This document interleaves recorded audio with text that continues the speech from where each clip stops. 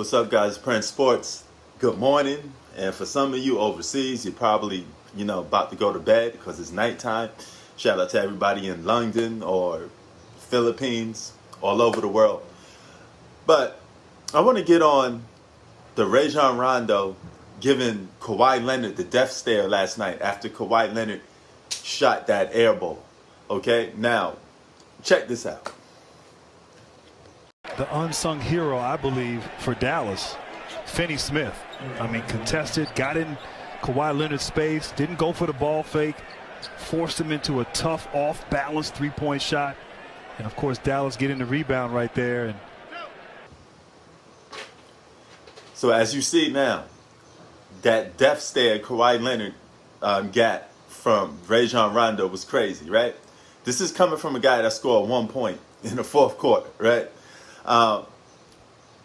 At some point, what do you suspect Kawhi Leonard to do? I'm going to give you the pros and cons to this, okay? He gets the ball. There's only seconds left in the game. You only got time to heave up a desperation three with a guy draped all over you. So it's a good chance that the three was going to be an air ball, okay? I understand it's a big-time meme because Kawhi Leonard is a star of the team, so he's going to be the butt of the jokes. Whenever the Clippers lose,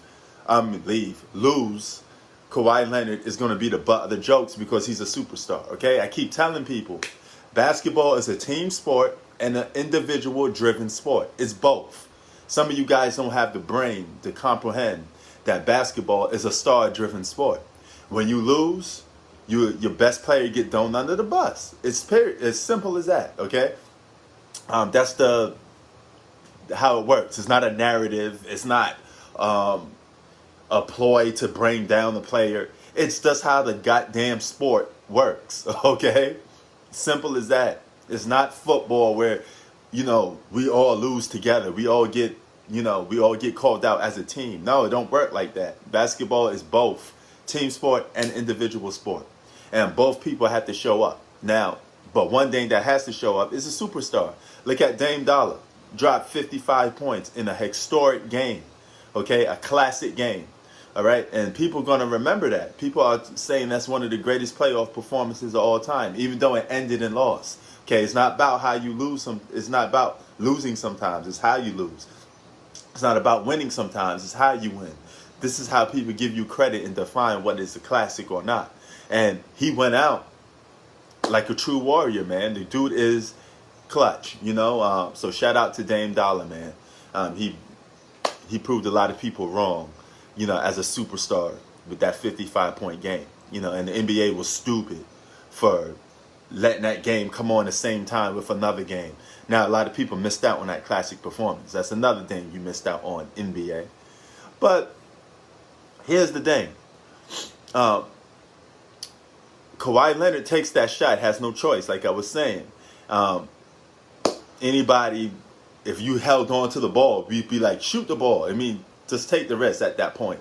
If you're going to give Kawhi Leonard the death stare, it should be because Luka got 42 points. Now, was those 42 points based off Luka's skill?